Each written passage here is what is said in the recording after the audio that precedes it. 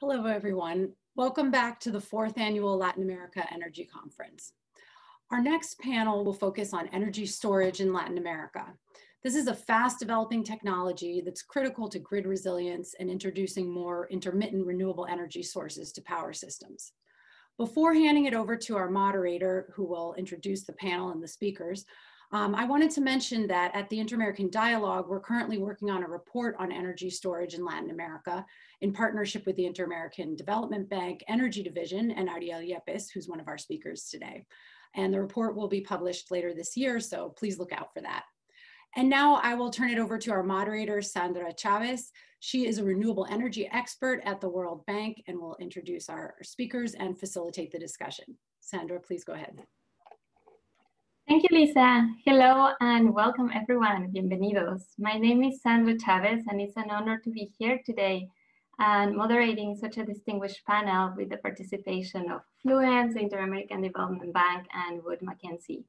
So as we've heard, energy storage is transforming energy systems around the world and is opening up several opportunities for further integrating variable renewable energy in energy systems, increasing access to electricity, resiliency, and others. And for Latin America and the Caribbean, energy storage also presents opportunities to create jobs. For resource-rich countries, the growing demand of minerals can provide further economic opportunities as well. So today we will hear from our panelists what role energy storage can play in facilitating the introduction of PxHere in the energy systems of the regions, how these technologies improve reliability, and we will hear examples of successful energy storage projects being developed, as well as key policy and regulatory steps needed to facilitate the expansion of energy storage, as well as the barriers that we are facing. So before we begin, a few housekeeping items. We really would like to hear from you, so you can start submitting your questions in the bottom of your screen in the Q&A chat. And now each panelist will have 10 minutes for presentation. So heads up, I might jump in when it's time to wrap up so we can have sufficient time for the Q&A. So without further ado, I introduce Mitalee for the first presentation. Mitalee, over to you. Great. Thank you so much, Sandra. Hello, everyone. I am Mitalee Gupta. I am Senior Storage Analyst with Mackenzie, and I'm going to provide an update on the global energy storage market. I'm just going to share my screen quickly over here.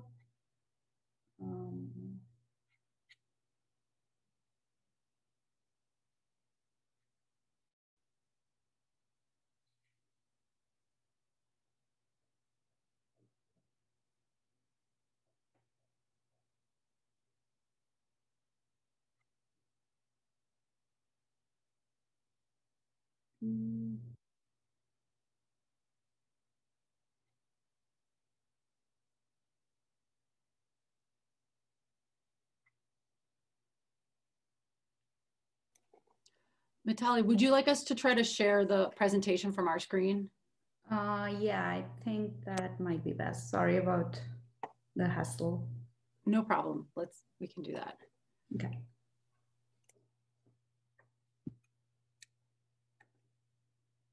All right, great. Thank you so much. Okay, yeah, so like I said, I'm Mitalee Gupta, Energy Storage Analyst with Mackenzie. And in this presentation today, I'm going to provide an update on the global energy storage market. I'm going to talk a little bit about the demand side of things, how we are forecasting the energy storage demand to kind of grow globally. And then after that, I'm also going to share our forecast for the supply chain as well. So how the battery manufacturing is going to ramp up over the next 10 years to keep up with the growing demand for energy storage. Next slide, please. So before I dive into my presentation, just quickly want to introduce my organization. With Mackenzie, we are a market intelligence and consulting firm providing market research on a variety of topics, including power, energy storage, solar, wind. Beyond our power and renewables business, we also provide market research and intelligence on key other verticals, such as subsurface mining, chemical chemicals, metals and mining, oil and gas, etc. Next slide, please. Thank you.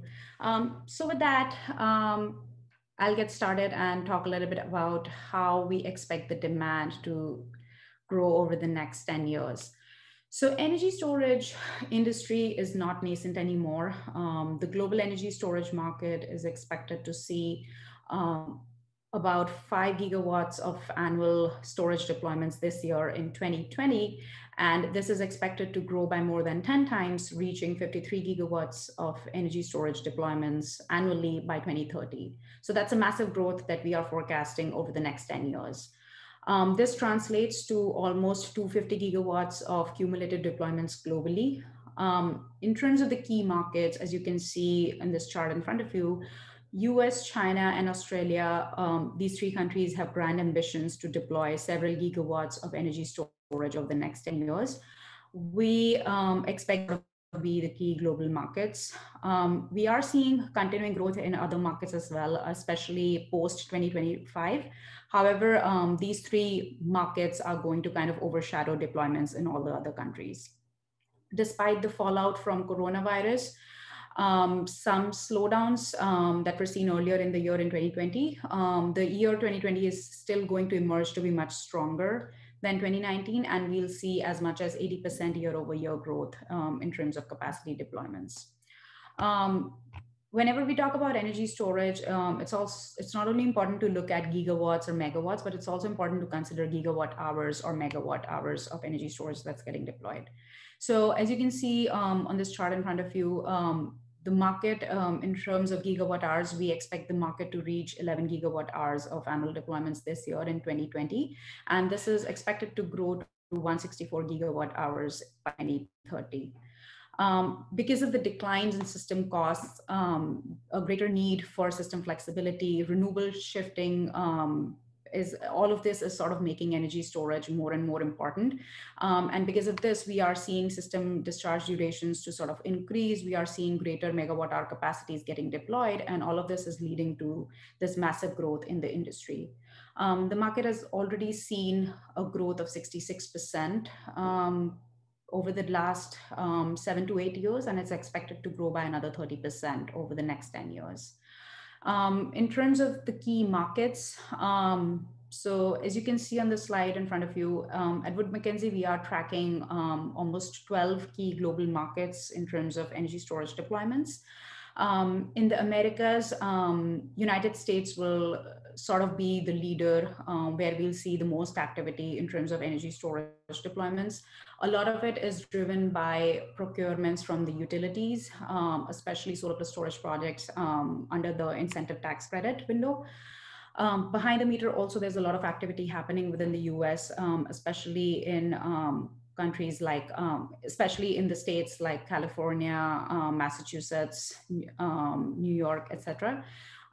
So a lot of activity happening even behind the meter in the US. Canada, again, we expect behind the meter market to grow pretty quickly, largely because of the global adjustment charges in Canada, sort of being the primary driver over there. In Europe, we expect UK and Germany to sort of be the dominant countries with significant activity in the near term. However, transmission operators in Italy, France, and Spain are finally opening their doors to participate in ancillary service markets. And as a result of this, we expect these three countries to see significant activity. Behind the meter storage is also picking up pretty quickly across Europe, especially the residential market segment is expected to grow pretty significantly over the next 10 years. In APAC, it's been pretty interesting because the APAC market actually saw its first ever contraction in 2019. A lot of this was driven by China and South Korea. In South Korea, because of a series of fire incidences, the government sort of spent the first half of 2019 figuring out these fire incidences and carrying out several investigations, because of which the market crashed in South Korea.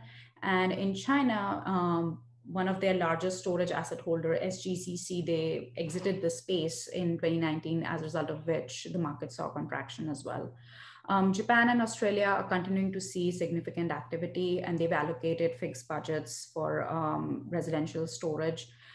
So again, a lot of activity, a lot of policy support happening across APAC, and the rest of the market within APAC is also gaining significant momentum.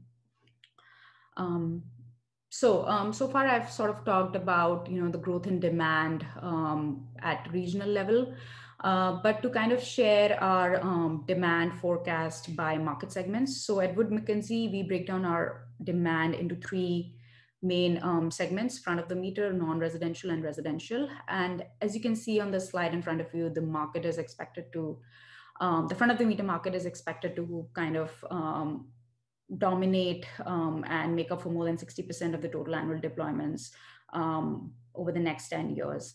While we'll see significant improvements in behind the meter market because of the abatement of financing barriers, reduction in system costs, and high risk revenue streams all sort of getting addressed, but front of the meter market is still going to see significant deployed capacities, and we'll see significant investments as well.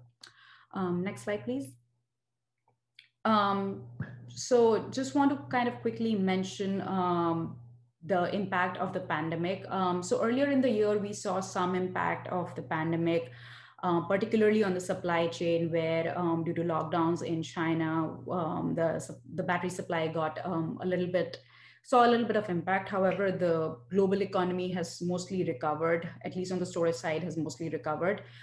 We saw some project construction delays, some project commissioning delays in Europe as well as the US market, but a lot of this has been abated and the market is kind of moving forward all along.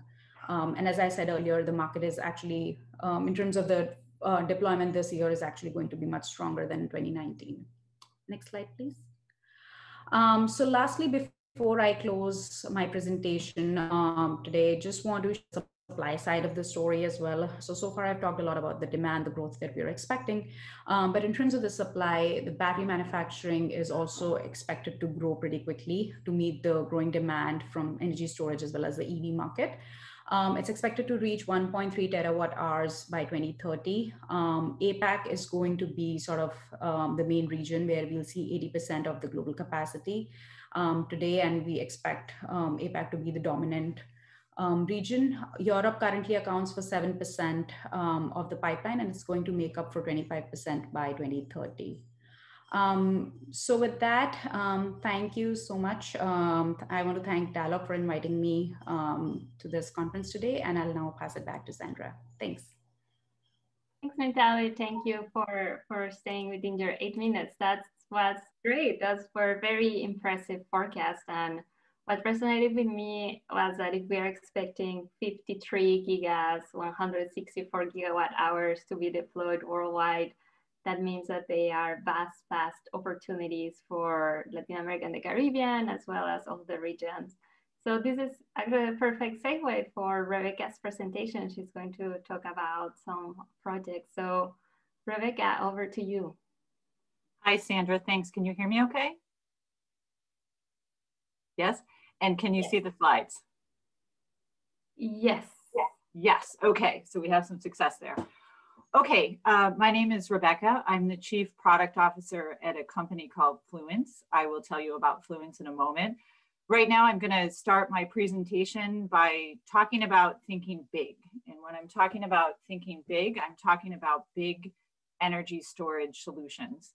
So the reason I'm doing that is to try to almost build on what Mitalee was talking about where the market is today with energy storage, that growth curve we're on, give you some insights into the reality of it. And then to also introduce you into why is the market the way that it is? What kinds of problems are we solving? I'll list a couple of those, and then I'll give you some examples of problems we're actually solving with energy storage in Latin America.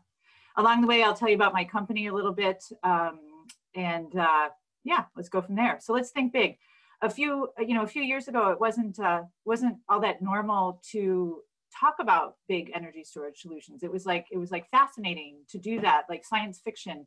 So if you look at the list of energy storage deployments that I have on the screen, at least one of those in 2017, it was touted as the biggest battery solution in the world. And it was amazing. And we'd never seen battery storage that big. And if you fast forward just 3 years, there's a big list of 100 megawatt energy storage solutions. We're calling it the 100 megawatt club here. And that list is big and it continues to grow. And this list doesn't even include like portfolio projects, which include many different kinds of energy storage solutions, which add up to 400 megawatts, 600 megawatts, big, huge kind of solutions. So why is that happening? Of course, some of it has to do with technology. The price of batteries is coming down. The integration technology to figure out how to put these things out into the world is becoming clearer. There's experience doing this in the world. But moreover, there's a pull, a need in the world as we are today to apply energy storage to different problems to solve, to different applications out in the world. So before I move into some specifics, I wrote down some of the things that energy storage does. So it's sort of more specifics about what Mitalee was talking about. Energy storage, it replaces fossil fuel generation. Energy storage can replace gas turbines. Energy storage is obviously environmentally better solution, and it helps with a deeper decarbonization of the grid. It's the perfect thing to pair with renewables, and it helps us to get that capacity out of renewables and create that reliability from that source of energy. Energy storage helps us to save many millions of dollars on fuel sources.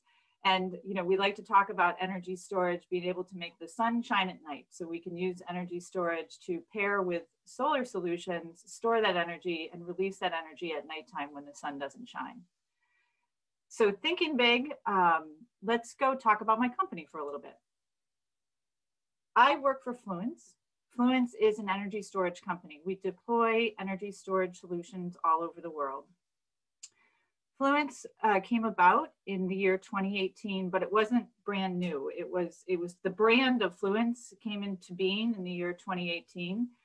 And it was a combination of efforts that had been under works for over 10 years at two other very large companies. So the AES Corporation and Siemens had prior to this individually been working on making energy storage viable to bring into the utility space, working on the technology advancements, the control schemes, how to deploy it, how to work on regulations, et cetera. And based on looking at where that market was going, as Mitalee just described, in the year 2018, merged those two business units from AES and Siemens and created this standalone company called Fluence, so that Fluence could single-mindedly focus on deploying energy storage and position itself to grow quickly in this space. So between the two companies came the management team, the technology, the patents, the backlogs, the contracts, all the things that the two separate companies had put together to make this company that I'm now grateful to be a part of. I am proud to report on behalf of the company that today Fluence has either deployed or is in the process of deploying in total 2.4 gigawatts of energy storage. I'm not sure how this is showing up there if my slides are overtaken by the pictures on the screen. So Fluence has deployed energy storage on this map in all the countries that are listed in blue. And in particular, if we're focused on Latin America, you can see that we've deployed energy storage in Brazil, in Argentina, in Chile, and in the Dominican Republic over here. We are interested in Mexico and Peru, and there is energy storage solutions in both of those places, so in some active engagement there. And would like to point out that the Caribbean is really too small to see on the way that this map is positioned. There is more than 100 megawatts of energy storage in the Caribbean today in the island nations, and there continue to be active tenders there as well. So really just pointing out that, focus on Latin America, there is a lot of activity with energy storage and deployments in Latin America. So let me tell you some stories about two different deployments that Fluence has been involved with in Latin America with energy storage. So this first one is a first, deployed in the year 2009 when Fluence had a prior look, part of AES and Siemens. And we deployed in 2009 the Andes Energy Storage Array in the Atacama Desert in the northern part of Chile. So this was unusual. It was a first of a kind, actually, to do this both technically and commercially, to bring energy storage of this scale to solving a problem in relation with a thermal power plant. My commercial colleagues would tell me that, you know, there was some interesting market forces that allowed this to come to be in 2009. This was a big isolated grid in the north part of Chile, and the problem statement was to bring the cost of energy down. And so that's where batteries entered the conversation. Is this a new and novel way to be able to solve this problem? So the problem that is actually being tackled with this deployment, this 12 megawatt deployment, which is still operating in the Atacama Desert, is what we call generation enhancement. Perhaps you're familiar with the term spinning reserves. So thermal power plants have a requirement to keep part of the power they generate in a reserve, so that if there is an issue with a lost generator or other issues with load, that they can take this reserved energy and modulate the frequency on the grid so that it all goes back to normal. So that's not desirable because the power plant then has to produce some energy that it can't use, it can't monetize. The batteries come in and take up that job of the spinning reserves, store the energy for the power plant, and allow the power plant to actually provide all of its energy onto the grid, relying on the batteries to do the job of the spinning reserve. As was discovered in this particular installation, the batteries actually, from a timeliness perspective, the way that they can bring the frequency back to where it needs to be is a sub-millisecond kind of operation. So they actually do the job faster than the previous thermal technology had been able to do, which, in addition to offering a new solution, increased the stability and reliability of the grid. So a great set of learning here, you know, all the way back in 2009 about what could be done with batteries in this situation. One thing I want to point out before getting off of this story that the team has told me, and it continues to be today, is that when it came to regulations, how is this going to happen? We were going to use batteries to do something that batteries didn't used to do. The regulations about the timing of the grid, the technology on the grid, how the utility works, none of that had been inclusive of applying batteries to solve the problem. So there was a hefty amount of work working through how the regulations were written and what the expectations were to bring this to bear. One thing that Fluence does really well is we continue to find new applications of energy storage around the globe to solve certain kinds of problems, and that work through regulations then. If a problem used to be solved some other way with some other technology, and we now want to solve it with batteries, that attention to regulations and how regulations are written and accommodating the energy storage solutions is very important. So I want to tell you one more story about energy storage in Latin America, also in Chile, and also a first before I cede my time on the floor. So this is a very new kind of application of energy storage. In fact, we are just finishing the commissioning of this project this year. It is near Santiago, which I understand is the largest or one of the largest load centers in the country. And what this solution is called a virtual dam. It literally is the first of its kind. It's the first time that energy storage has been used in this particular kind of application. So there's a lot of really cool things about this application. One thing underlying it that I want to share is that in the last few years, energy storage has moved from being able to solve for power problems, so power where you need a lot of power in a short period of time, to energy-based solutions, where now we want to have energy available to us over a long period of time. So the technology has advanced from, say, 2009 until the time of this story, which is the present time, to enabling energy storage to do more of these energy-based solutions. So with that, this virtual dam is connected to a run-of-the-river hydro solution. And I'm sure you're familiar with run-of-the-river solutions. Like any other renewable solution, it offers power based on how the water flows. But these run-of-the-river solutions don't have a particular kind of reservoir with them where they can capture the energy. So what the batteries do is that they capture energy from the run-of-the-river plant, and they now allow these solutions to not only produce energy, but have capacity as well. So it changes the way that the economics of this as well, not only the physical part of it. Now we've captured any energy to release when it's needed by the grid. It also changes the economics of offering both the energy and the capacity into this solution.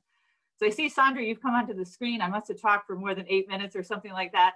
I'll leave with this that, you know, there's another 500 megawatts of opportunity just with run-of-the-river available in Chile. So just trying to illustrate for you some real applications of energy storage. There are many of them, more than the two I just described.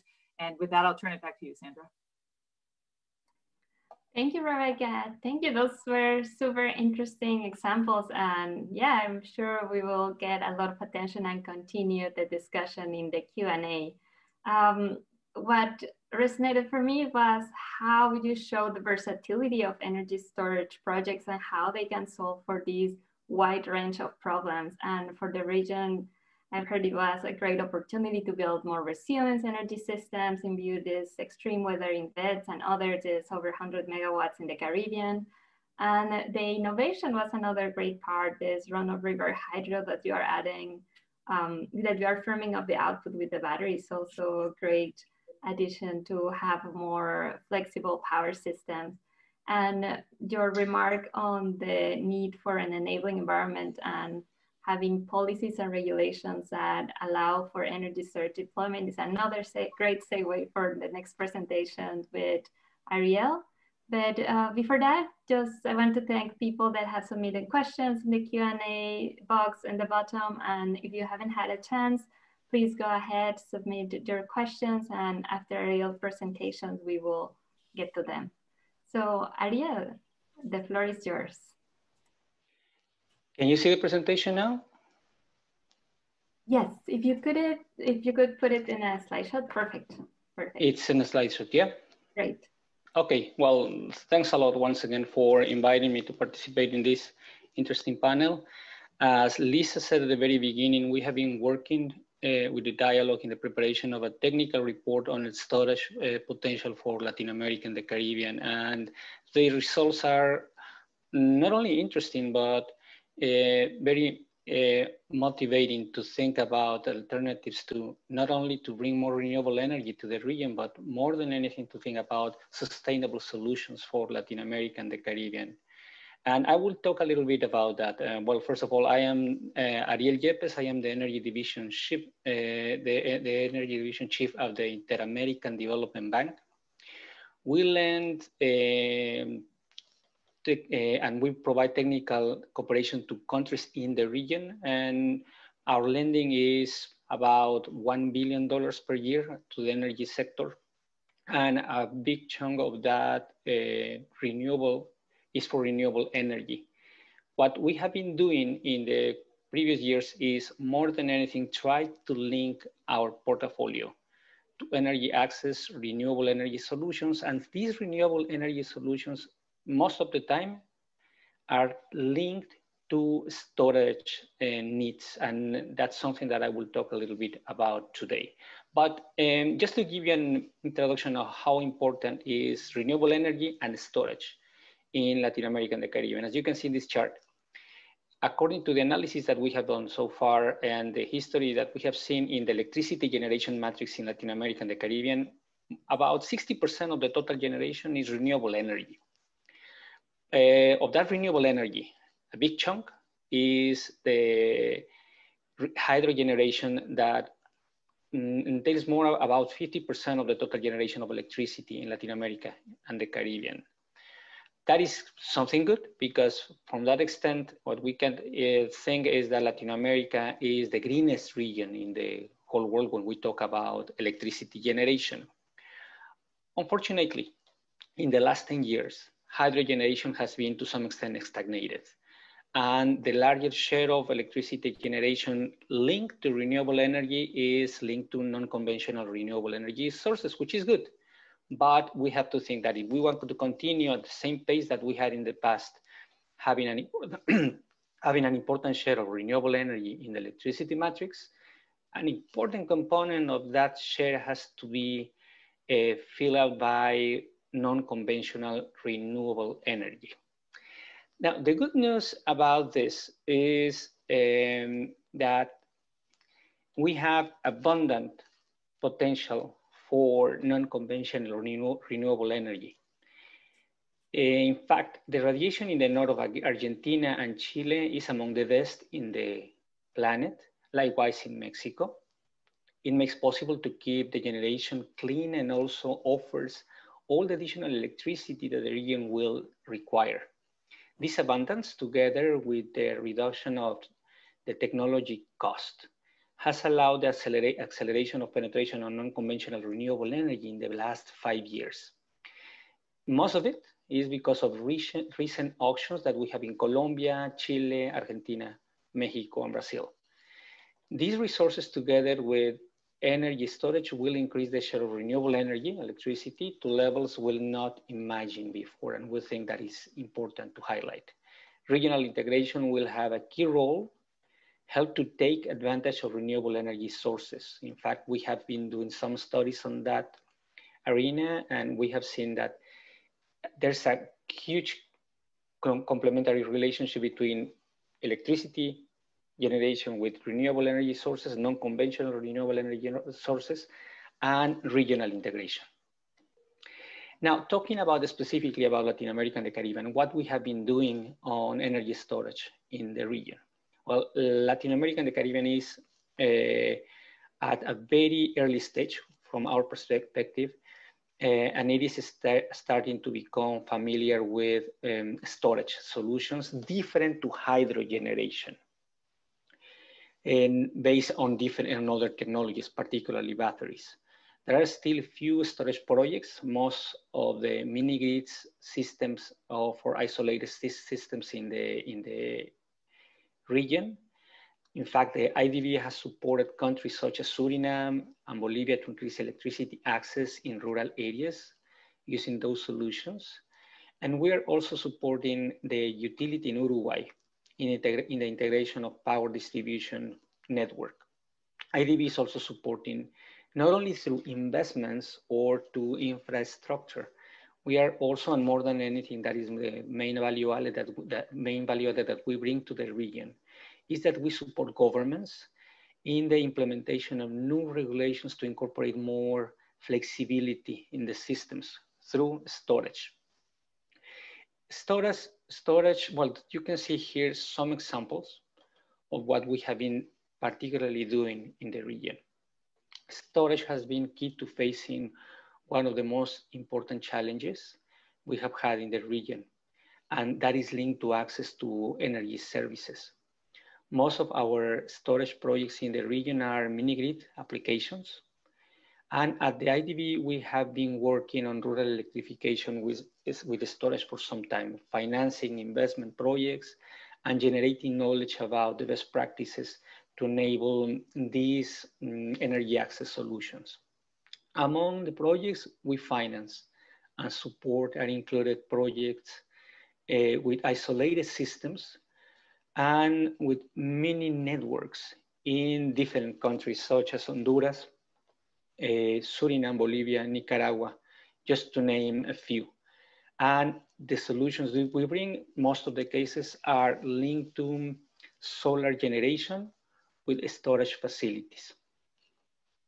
But in Suriname, we have been doing a lot. In fact, we have been bringing electricity to several communities along the Suriname River, 10 communities in total, and we will continue doing that with the government. The same we can say about some projects that we have implementing in Bolivia for energy access. And now let me tell you a little bit about the government of Chile and the support that we have been bringing there with technical cooperation and technical expertise. Well, the bank is supporting the government in Chile with technical assistance to develop the regulatory framework that covers storage as a comprehensive flexibility solution. This strategy covers many of the services storage can provide, such as frequency regulation, spinning reserve for power generators, and transmission congestion. The government is conducting an open dialogue with all interested parties, and of course the IDB is supporting those efforts. Now, let me elaborate a little bit about something that is critical for the region from our perspective. And this is what we call the Lithium Triangle that entails Argentina, Chile, and Bolivia. These three countries have about 60% of the world reserves for lithium. Also, Peru and Mexico have found important lithium deposits. Lithium is one of the most important metals in the 21st century, and it will have an important impact in the commercialization of electricity. There's an opportunity to go further than the extraction activity and to create value change. That's, from our perspective, the most important thing to do in the region from a development bank perspective. So including activities such as the material extraction, processing the material, the battery cell production, and the battery and system assembly, we think it is more important compared only to the extraction of the material. But there are some challenges, such as the social and competitiveness issues that we have to deal with, because this is a very innovative industry. But we are quite sure that a lot of investments have to be done in research and development. So to finish my presentation, IDB is supporting the countries of the region with technical cooperation funds on various issues around everything that has to do with lithium. And we will continue doing so in the years to come, because we think, or we want to think in lithium not as an extractive activity, but as a value-added activity for the different countries in the region. Thank you.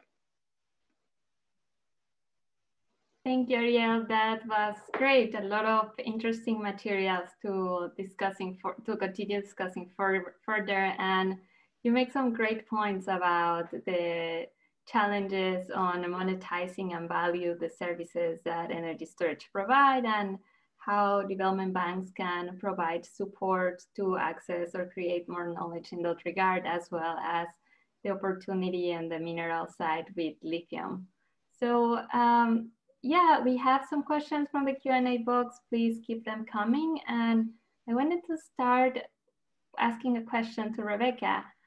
If we could pick up where we left off in the conversation about the projects, and I wanted to ask, in your opinion, what are key opportunities for energy storage uptake in the regions in terms of markets and applications, if we could continue discussing that? Yeah, sure. So it's interesting to say this right after Ariel just gave that presentation, because one of the opportunities that we see that's obvious is the solar plus storage opportunity for all the reasons that he talked about. You know, solar needs to be paired with the energy storage to make it reliable and sustainable and have a steady amount of capacity, given that there's, you know, the eye on implementing additional solar capability in Latin America. It kind of goes hand in hand that the energy storage goes with it to make it fully available, to make its capacity fully available. The other one that we see a big opportunity with that I haven't, it's another application that Fluence is really leading the way on, is what we call a virtual transmission line.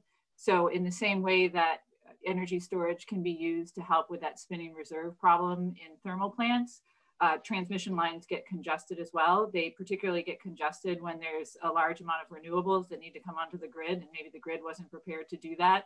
So an alternative to, you know, putting more poles and wires into the ground is to consider energy storage to do that job for the transmission ecosystem. So those would be the two that we really see a lot of opportunity with, even see some RFPs out there for, is the solar plus storage and virtual transmission. Great. Those are really great points. And I wanted to move to Mitalee and Ariel to the lithium slides where we left off, and the opportunity of how, given this increase in demand, this 53 gigawatts that we're expecting in the next decade, given that increasing demand, what can the region do to leverage local resources? And yeah, Ariel, if you could start and continue that point on the region, and Mitalee, maybe if you could comment on the value chain and more globally, what are the opportunities for lithium and for resource-rich countries?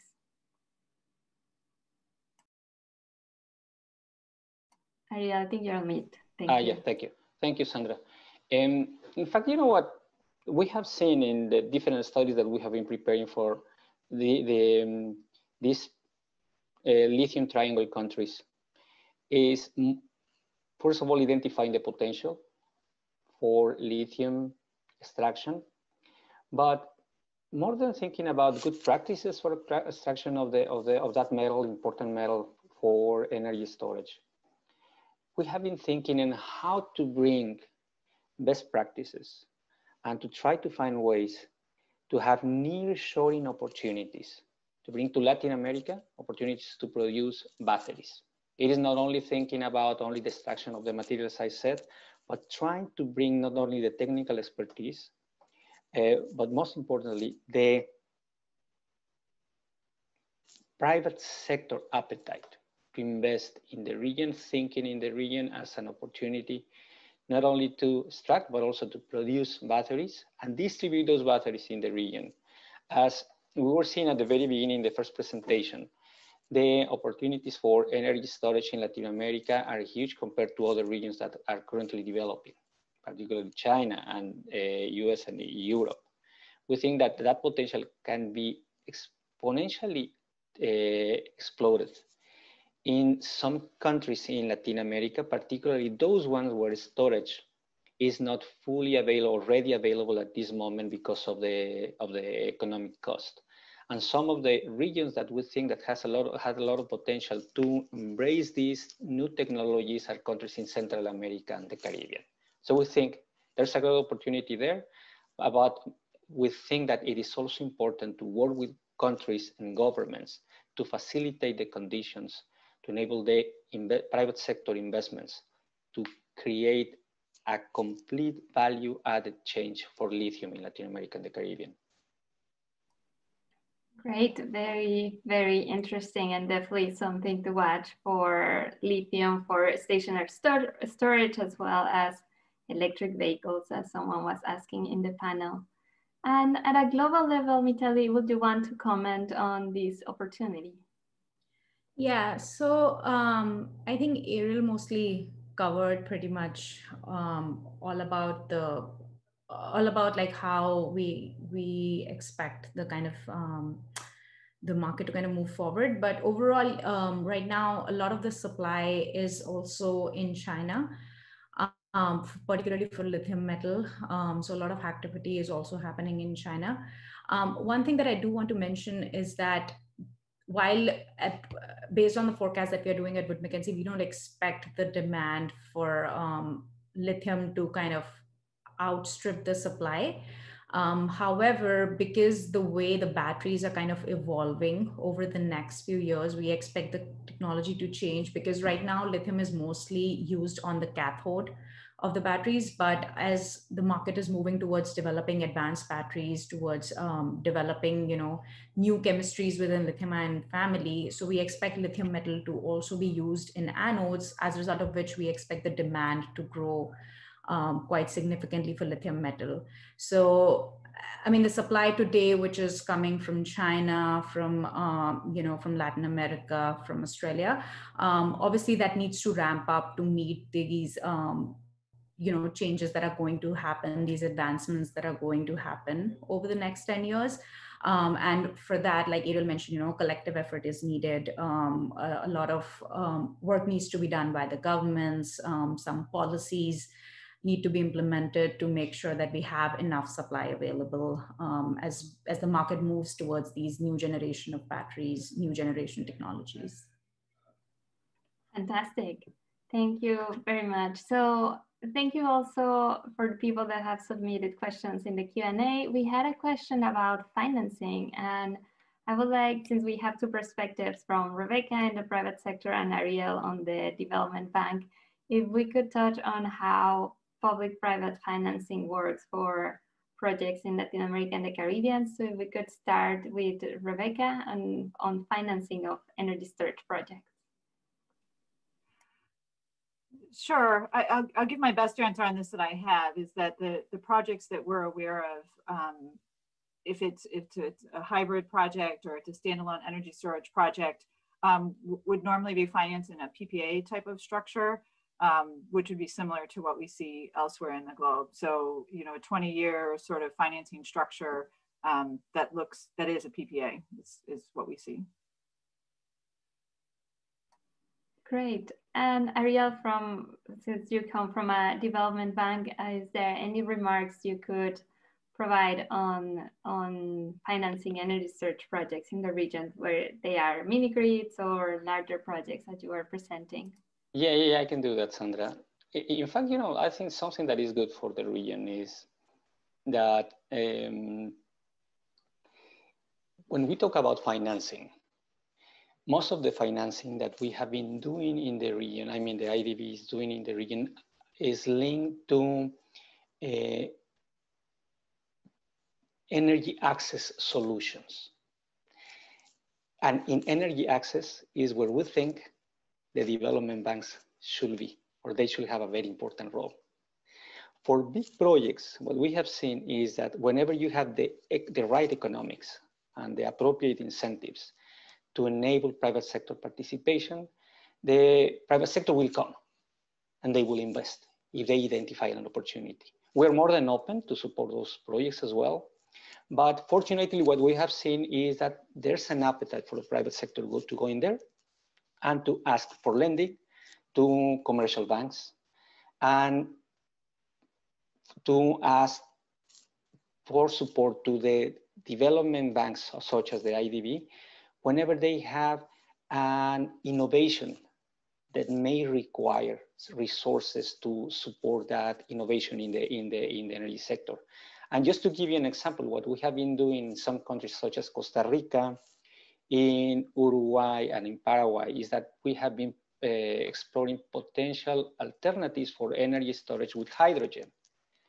Because this is very innovative. The government wants to learn about the technology and they want to go ahead in the implementation of such technologies. They need some support with technical cooperation, and we have been doing that.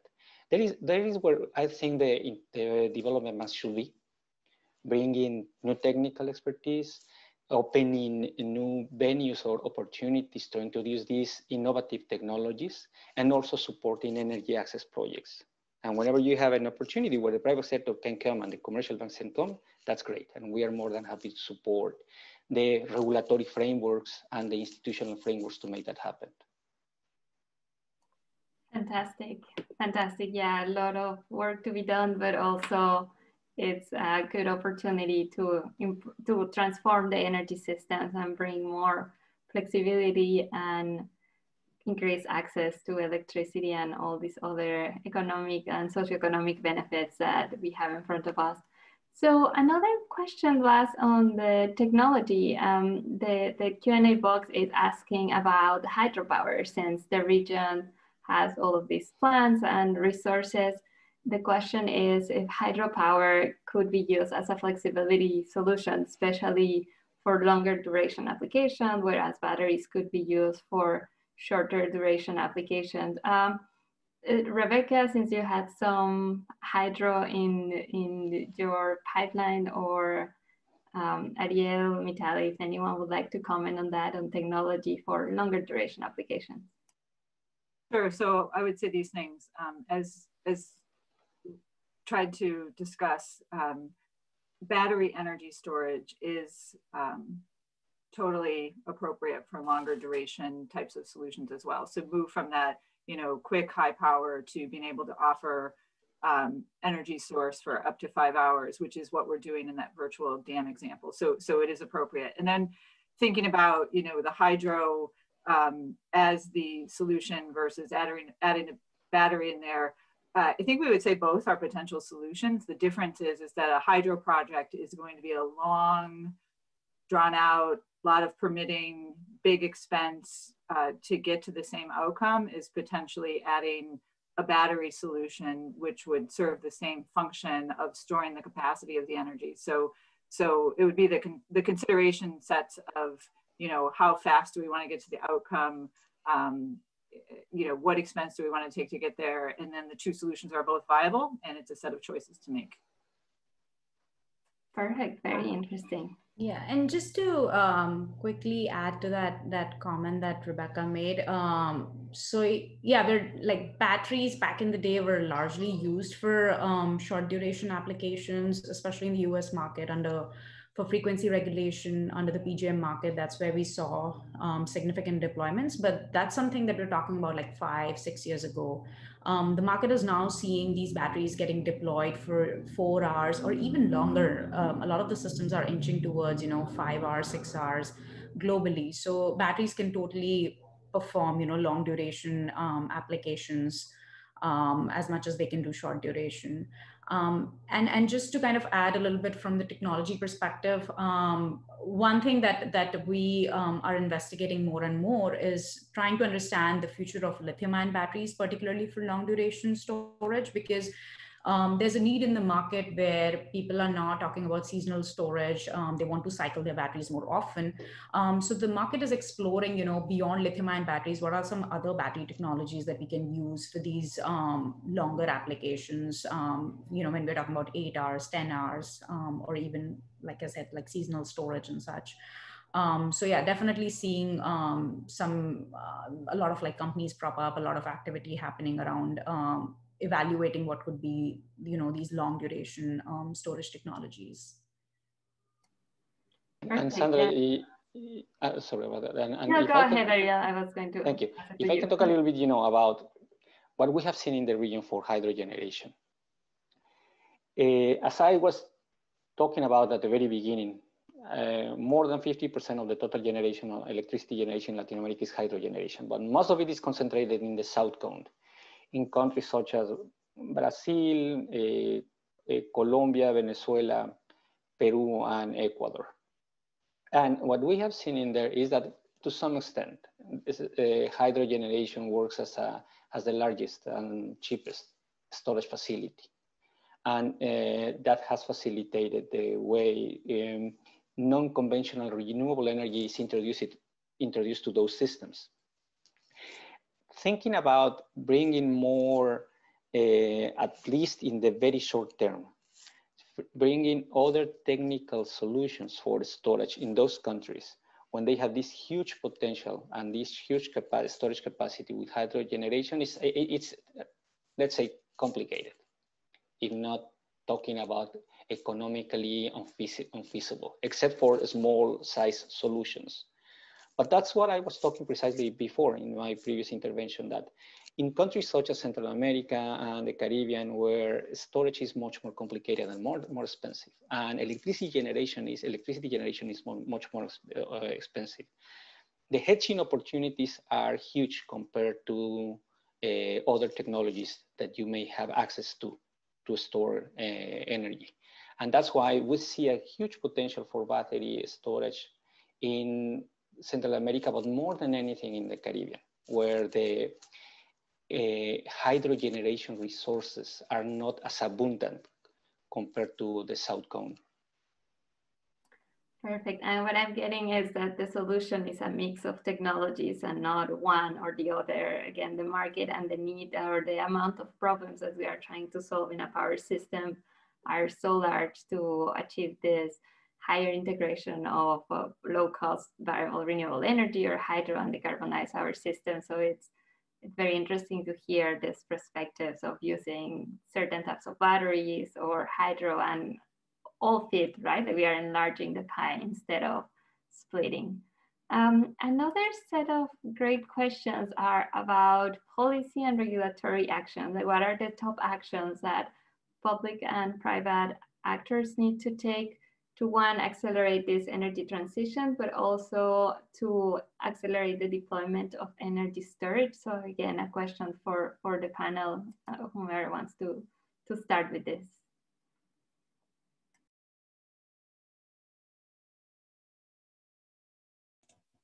Go for it.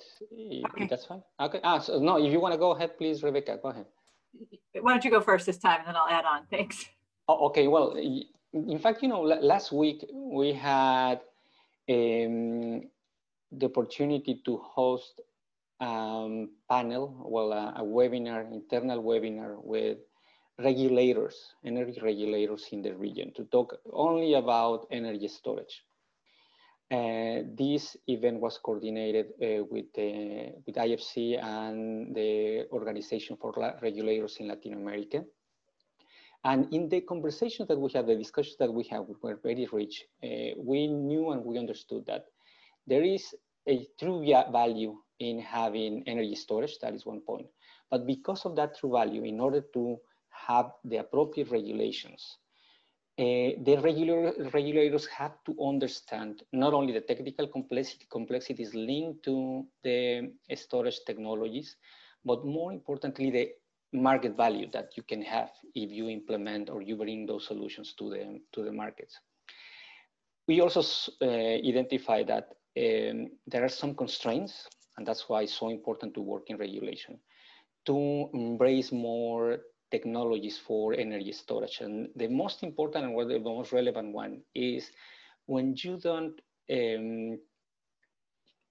understand completely, or when you do not identify completely in the tariff schemes that you have across the countries in the region, the opportunity cost for electricity.